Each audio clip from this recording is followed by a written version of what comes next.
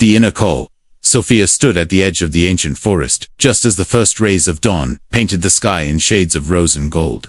For months she had felt an unrelenting stirring within her soul, a quiet but insistent whisper that called her beyond the comfortable routines of her daily life. Her career thrived, and her relationships flourished.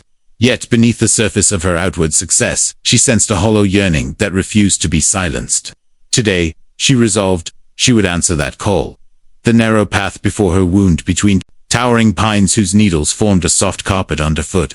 Each breath she took was infused with the crisp scent of pine resin and damp earth, grounding her in the immediacy of the present moment.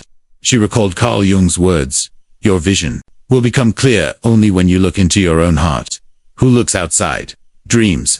Who looks inside awakes." In that hush of morning, the boundary between her consciousness and the world around her seemed to dissolve. As she ventured deeper, fragments of memories surfaced without warning. A childhood sketchbook filled with imagined landscapes, a teenage journal scrawled with unfiltered reflections, and the vivid dreams she had abandoned long ago. Each recollection was like a delicate thread, guiding her back to a part of herself she had unwittingly forsaken. Jung called this journey toward the self-individuation, a process of reclaiming the neglected aspects of one's being to achieve greater wholeness. After some time, Sophia entered a sunlit clearing, where moss-covered stones formed a natural circle. She sank down onto the largest of these stones and retrieved her leather-bound journal. With deliberate slowness, she opened to a blank page and dipped her pen into indigo ink.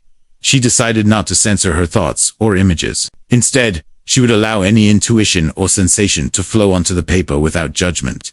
The shapes that emerged were strange and beautiful abstract spirals that hinted at secret. She paused to run her fingertips across the textured page, feeling each inked curve as a trace of her inner voice. These impressions were more than drawings. They were maps to the uncharted territories of her emotions. When she placed her pen down, Sophia closed her eyes and listened, attuning herself to the whisper of her own heartbeat. In the silence, she felt the pulse of life coursing through her veins, reminding her that every beat was a gift and every breath a testament to her aliveness. Here, at this juncture of inner stillness and outer splendor, she sensed the presence of something greater than herself, an inner guide, waiting patiently to show her the way. Opening her eyes, she studied the page of spirals and indecipherable symbols. She did not try to interpret their meaning immediately, but she honored their existence as messages from her deeper self. Jung had taught that symbols arising from the unconscious often held transformative power, if one could approach them with respect and curiosity. Sophia felt a surge of courage as she acknowledged these symbols as invitations to explore the hidden landscapes of her psyche. On impulse, she rose and followed a faint deer trail that veered off the main clearing. The canopy above filtered the light into shifting patterns of emerald and amber. Soon the trail led her to an ancient oak whose trunk was gnawed with time. At its base lay a soft patch of velvety moss. Sophia knelt and rested her cheek against that living cushion. The sensation was cool and tender, as though the earth herself offered comfort and companionship. Before rising, Sophia bowed her head in silent gratitude to the forest and the guidance it had provided. In that moment, she felt a profound sense of belonging to the natural world, to her hidden self, and to the unfolding mystery of becoming. In that act of surrender, Sophia felt a flicker of recognition, a spark of the true self that Jung believed resided at the center of our being. It was neither lofty nor grandiose, but simple and profound. A quiet flame of authenticity that glowed steadily despite the winds of doubt and expectation. She realized that this flame had been with her all along, waiting only for her to notice. As the sun climbed higher, Sophia decided to document her insights. She retrieved her journal again and wrote, "I stand on the threshold of knowing. The voice I hear is ancient and wise, guiding me toward wholeness." She paused and underlined the word threshold, recognizing that she was moving from mere curiosity into genuine discovery. The forest around her seemed to lean in approvingly, its ancient rhythms echoing the rhythms of her own emergence. Reluctantly, she began her walk back toward the forest's edge, each step feeling lighter than before. Her mind was alive with images, words, and emotions she had long neglected. She sensed that this awakening was only the first milestone on a deeper expedition into her inner world. Jung's concept of individuation was not a single destination, but a lifelong odyssey, one she now embraced with open arms. When she reached the clearing where her car was parked, Sophia paused again. She removed her journal from her bag and closed it with reverence. In the quiet that followed, she made a silent promise to herself to nurture the inner flame, to heed its guidance, and to embrace the unknown with courage and compassion. Understood that this was a beginning, not an end, of a lifelong quest. As she drove away, the forest receded in her rearview mirror, but remained vivid in her heart. Outside her window, the morning sun glinted off dew-kissed fields. She felt a gentle confidence welling up within her, as if the landscape itself reflected the transformation blooming inside. For the first time in years, Sophia felt truly awake, aligned, and ready to step into the unfolding boundless mystery of her true self. Meeting the shadow, Sophia awoke before sunrise, her heart drumming with anticipation. Today she would confront a part of herself she had long avoided, the shadow, that hidden repository of traits she rejected or denied. Carl Jung described the shadow as the unconscious side of the personality, the aspects we hide even from ourselves. Sophia knew that beneath her poised exterior lay anger, envy, and fear she refused to acknowledge. But she also sensed that within this darkness lay vital energy and untapped potential. With a resolute breath, she rose, lit a soft candle in her study, and prepared for the inward journey. She began by recalling a recent disagreement at work. Normally composed, she had exploded in frustration when a colleague, Marcus, overlooked her proposal. The sting of his dismissal had triggered something fierce and raw inside her. She replayed the scene, her voice rising, hands trembling, eyes flashing. Afterwards, she chastised herself for losing control, smothering the memory like an unwanted ember. Now, Sophia realized that anger was not an aberration, but a signal, a voice calling out for recognition. She fetched her journal, dipped her pen in ink, and wrote the scene in vivid detail, refusing to soften or omit her own culpability. Once the scene lay bare on paper, Sophia turned to the feelings beneath the anger.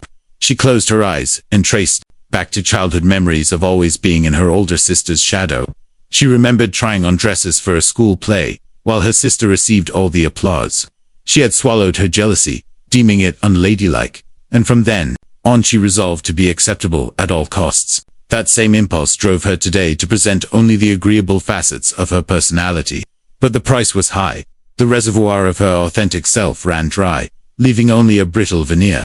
Sophia let a single tear fall onto the page. Following Jung's advice, Sophia decided to give voice directly to her shadow through a mirror exercise. She positioned a full-length mirror before her, lit the candle until its flame danced against the glass, and steadied her gaze on her own reflection. Her pulse quickened as she began to speak aloud, addressing the figure before her. I see you, shadow. I know you carry my anger, my envy, my blame, and my fear. I have denied you for too long. Her voice shook as she named each quality. I am angry. I am envious. I am afraid of rejection. The words felt taboo on her tongue. Yet as she spoke them, a curious relief spread through her chest. The room felt charged, as if unseen currents had shifted. Sophia watched her reflection soften in the candlelight. She realized the shadow was not an enemy, but a wounded ally, protecting her by keeping painful truths submerged. Determined to bridge the divide, she wrote a letter to her shadow self. Dear shadow, I have avoided you out of shame and fear. I now understand you hold energies I need: courage, passion, authenticity. Will you partner with me rather than sabotage me? I offer you my respect and my willingness to listen. She folded the letter and placed it beside the candle, feeling a tremor of hope. To deepen the dialogue, Sophia planned a guided meditation. She reclined on a cushion, closed her eyes, and visualized herself walking down a stone stairway into the dim reaches of an ancient cavern, her inner world. At the bottom, she saw a figure cloaked in shadow. Approaching with gentle steps, she greeted it. I come in friendship. The figure raised its head, revealing eyes that glowed with both sorrow and power. Sophia felt her own heartbeat echo those eyes. In a soft voice, the shadow spoke. I am your fury, your pain. I am the strength you fear to embrace. Rather than shrink back, Sophia reached out her hand. Their fingers brushed, and she felt a surge of energy, like lightning coursing through her veins. When the meditation concluded, Sophia sat for a long moment, letting the resonance settle in her body. She considered how the shadow's ferocity could fuel her creativity and drive her to act decisively when necessary. Instead of fighting those impulses, she could channel them toward growth. To anchor this integration, she decided to create a visual representation. She gathered charcoal and paper, and in broad strokes, sketched the figure she had met in the cavern. Muscular, fierce, eyes aflame. Surrounding it, she added rays of light folding into the darkness, symbolizing their unity. As dusk draped the sky in lavender, Sophia moved to another creative outlet: dance. She cleared space in her living room, set a drum track in motion, and allowed her body to move without inhibition. With each beat, she acknowledged the shadow's power. Stomping feet, flung arms, spun spins. At first, she hesitated of her wildness, but gradually she surrendered, feeling an exhilaration she had never known. The dance became a ceremony of acceptance, a celebration of her own complexity. After dancing, she collapsed into a chair, breath heaving but exhilarated. She picked up her journal one last time and wrote a final entry for the day. Today, I met the part of me I feared most. I honored its pain, listened to its needs, and recognized its gifts.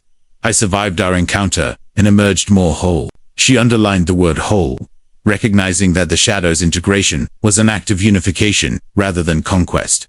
Before sleeping, Sophia placed the letter to her shadow under her pillow. She set an intention to dream with her new ally, to receive guidance on how to channel the shadow's energy in daily life. In the tender darkness of the night, she felt a kinship with that once feared part of herself, now evolving from sap to companion. In the weeks that followed, Sophia observed subtle shifts. Her responses became more authentic, her creativity more vibrant, and her compassion more expansive. Moments that would once have triggered self-reproach now became invitations to reflect. There is my shadow calling. What is it I need? With these questions, she continued to meet herself with courage and curiosity. By the end of her second chapter of exploration, Sophia understood that the shadow would forever walk alongside her, a fierce yet faithful guide. Embracing it was not a one-time event, but an ongoing practice of acceptance. And in that acceptance, she found the energy to stand more fully in her own truth, moving closer to the unified self she sought. This was only the beginning of her odyssey. Ahead lay deeper mysteries, her inner anima, the archetypes of the collective, unconscious, and the final synthesis of wholeness. But for tonight, Sophia rested, comforted by the knowledge that when she looked within, she awoke more vividly than ever before. Embracing the anima, Sophia awoke to the soft patter of rain against her window pane. The gray light of morning lent a hushed intimacy to her apartment, as though the world itself had paused to honor her inward quest. Today's intention was clear: to encounter the anima, the feminine element of her psyche, that Jung regarded as the source of creativity, intuition, and deep emotional wisdom. Though she identified as female, Sophia understood that the anima in her case represented her untapped imaginative and empathic potential qualities. She had often relegated to the sidelines in favor of logic and control. She began by revisiting her dreams. The night before, she had slept with her handwritten letter to the shadow tucked beneath her pillow. And in her dreams, she had stood at the edge of an expansive lake under a silver moon. Across the water, a figure drifted toward her on a small wooden boat, its lantern casting dancing reflections on the waves. The figure was neither wholly male nor wholly female, but possessed an otherworldly grace. Sophia opened her dream journal and described every detail: the texture of mist on the water, the soft glow of the lantern, the figure's gentle beckon. After recording the dream, she brewed jasmine tea known to foster mood and mental clarity, arranged her materials for an exercise in active imagination. She lit a single candle and sat before a blank canvas on an easel, a palette of watercolors at her side. With her journal open for reference, she began to paint the lake scene, allowing her brush to respond organically to the dream images, rather than adhering to any preconceived composition. Soft washes of indigo and silver created the water, and sky, warm amber captured the lantern's glow. Muted greens suggested reeds swaying at the shore. As she painted, Sophia felt a gentle stirring within her chest. The act of translating the dream into color and form dissolved the barriers between conscious and unconscious. She sensed the figure on the boat as a guide emerging from the depths of her psyche. When the painting was complete, she set the brush aside and closed her eyes, placing her palms on the edge of the easel. In the hush, she whispered, "Show me your name, anima of my soul." A memory surfaced of a childhood lullaby. Her grandmother used to sing a melody she had long forgotten. She hummed it softly, and felt tears of recognition spring to her eyes. Jung taught that dialogue with the anima could unlock symbol and story. Following this principle, Sophia picked up her journal once more and wrote a letter addressed to the figure in her dream.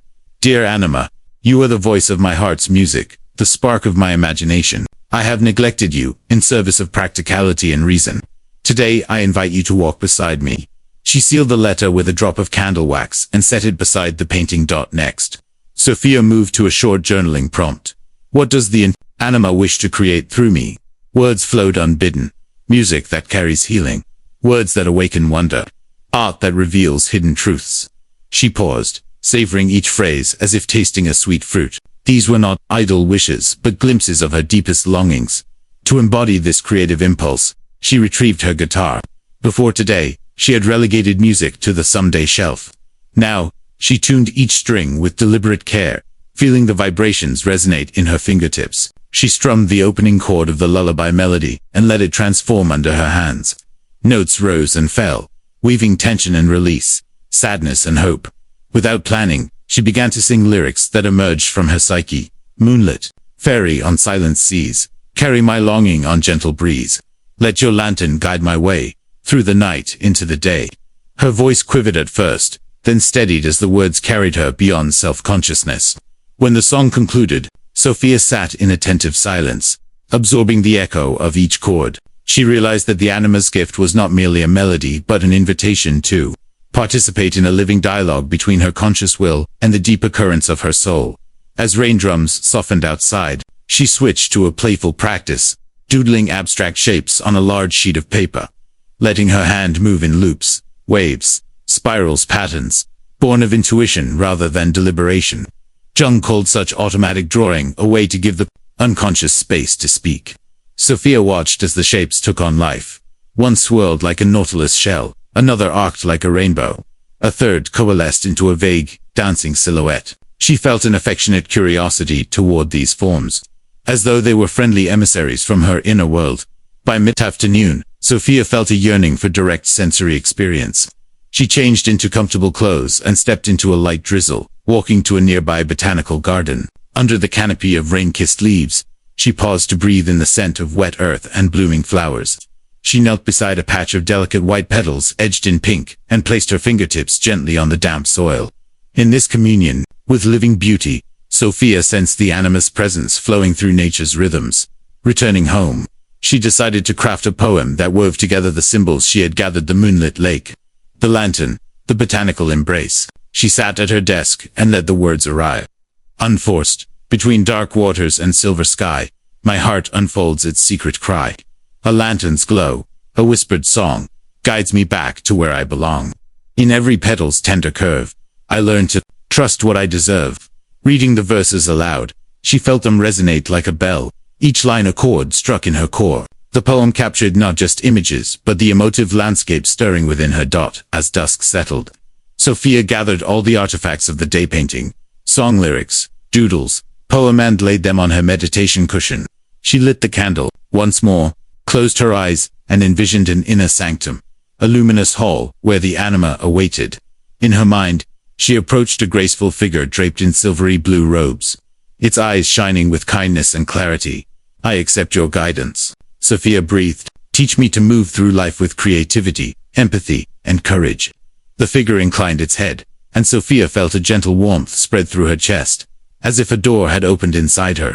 In that moment, she understood that embracing the Anima was not about adopting a set of feminine traits, but about cultivating a living partnership with her own intuitive and creative essence.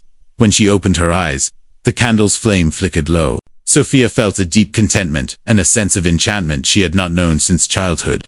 The Anima's gift: song, color, poetry, connection had awakened a part of her mind and heart that she would carry forward into every aspect of her life. Before sleeping, Sophia set an intention to remain open to synchronicities, meaningful coincidences that Jung said often signal the Anima's presence. As she drifted into dreams, she felt enveloped in a soft luminescence, certain that her inner guide would continue to reveal truths beyond her conscious grasp. And so, as the world outside settled into night, Sophia embraced the Anima within, her path now illuminated by the gentle glow of creativity and intuition, guiding her ever closer to the true self she sought. Through the collective labyrinth, Sophia rose before dawn, her heart brimming with anticipation. Today she would traverse the hidden corridors of the collective unconscious, the shared realm of archetypes, described by Jung as the universal patterns underpinning all human experience. Her previous encounters with the inner call, the shadow, and the Anima had prepared her for this next ascent. Clad in comfortable clothes, she brewed a cup of sage tea to sharpen her mind and settled on her meditation cushion, candlelight flickering.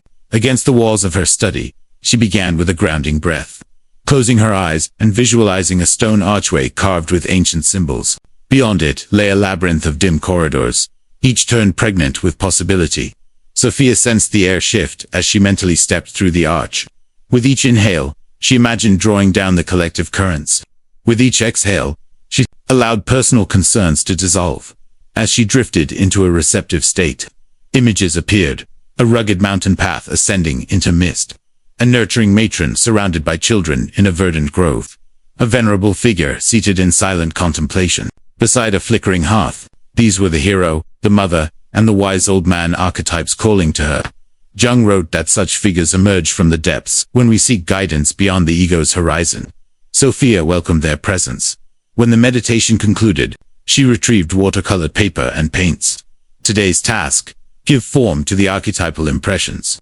With a large brush, she swept pale gray across the sheet, suggesting morning fog. Then, guided by memory, she painted the mountain's craggy silhouette, sharp peaks, contrasting with soft cloud banks.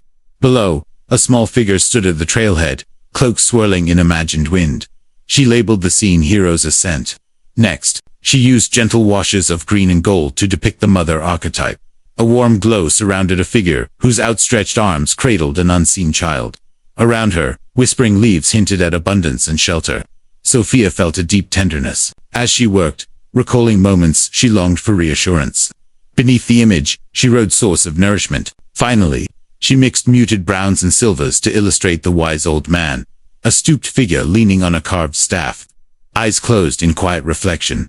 A scroll of ancient script unfurled at his feet. The hearth behind him glowed with amber light, symbolizing the flame of inner wisdom. She signed this one keeper of secrets. With the paintings complete, Sophia arranged them on her desk and sat before them. She addressed each in turn. Hero, she whispered to the mountain scene, I honor your courage and the trials you offer.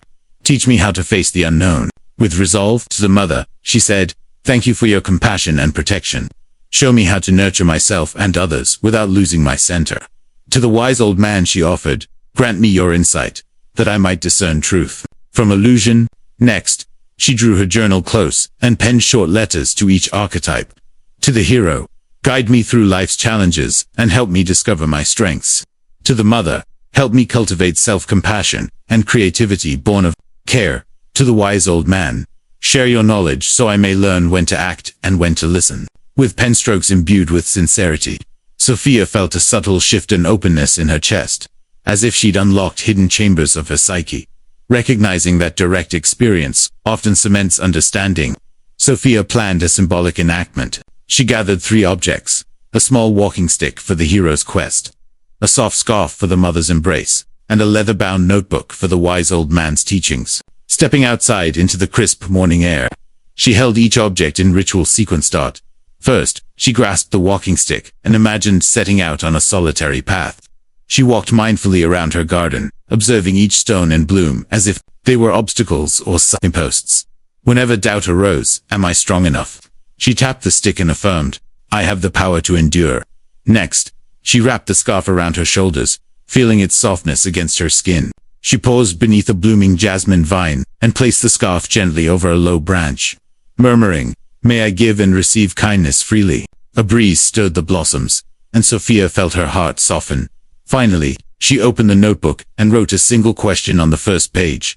What wisdom do I need today? She waited silently, scanning the clouds drifting overhead. Words formed in her mind. Patience is the compass of insight. She transcribed them beneath her question and closed the notebook with reverence, acknowledging the gift of guidance. Returning indoors, Sophia meditated briefly on the phrase she had received. She considered how impatience had undermined her efforts in the past, rushing through tasks, expecting swift results, and feeling frustrated when things took time.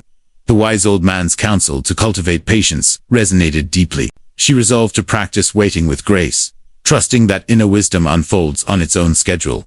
As afternoon light filtered through lace curtains, Sophia created a small ritual of integration.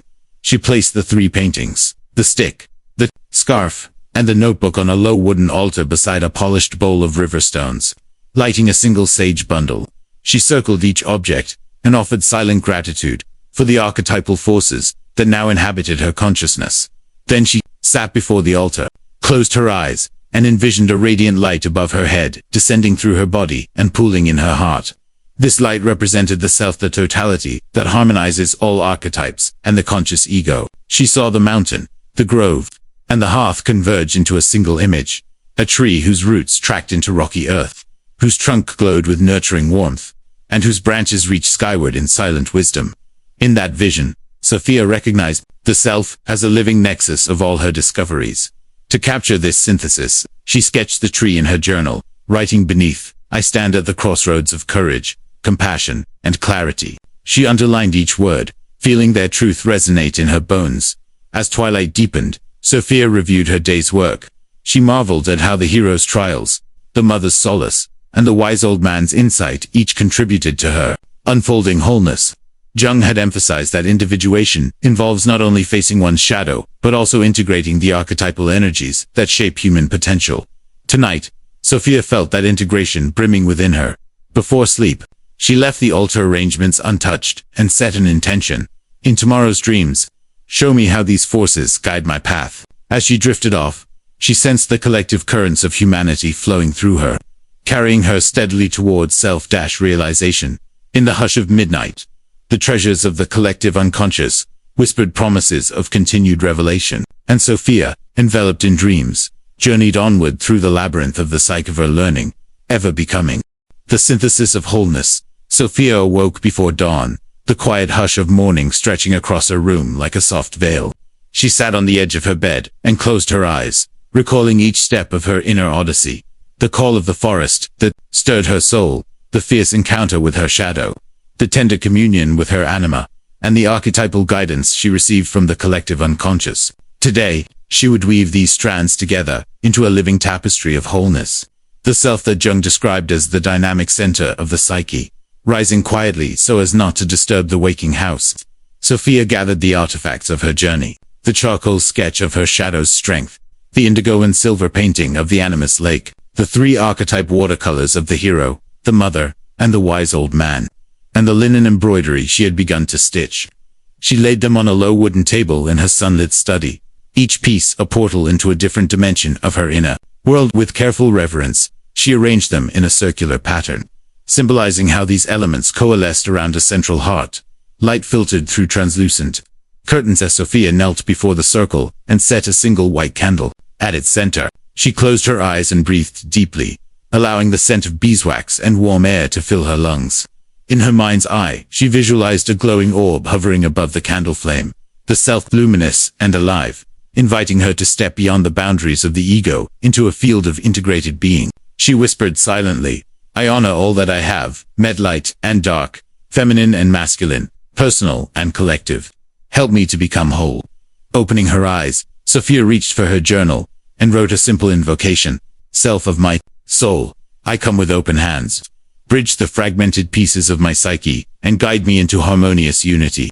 She folded the invocation and placed it next to the candle, feeling a shiver of anticipation run through her. With the ritual complete, Sophia moved to the center of her study. In her hands, she held the unfinished embroidery, its threads representing the various archetypal forms she had encountered.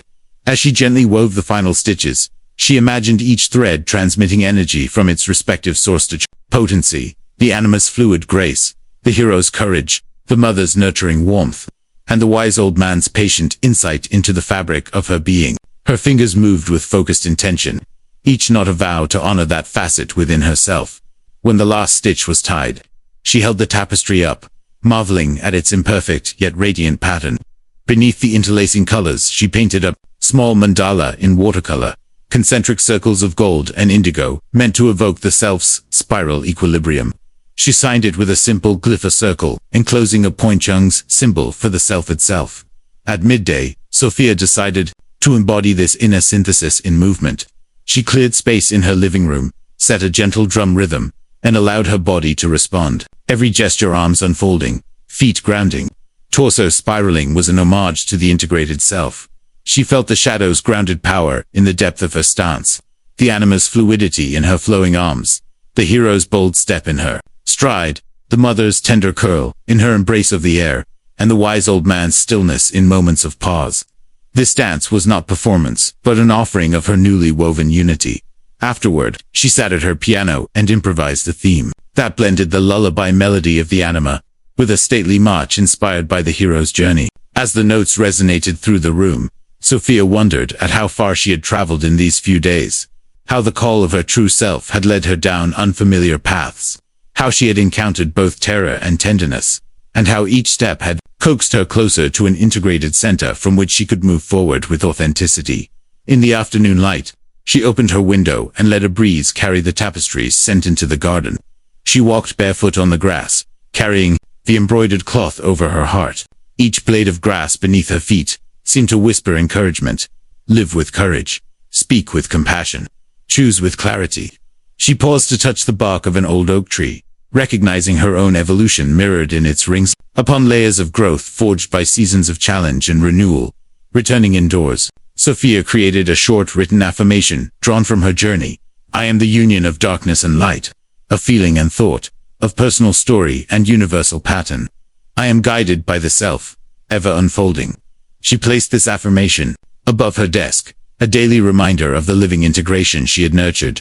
As dusk approached, Sophia prepared a final ceremony to honor the threshold she had crossed. She returned to the table of artifacts, extinguished the candle's flame, and dissolved the circle by carrying each piece to a designated place in her home.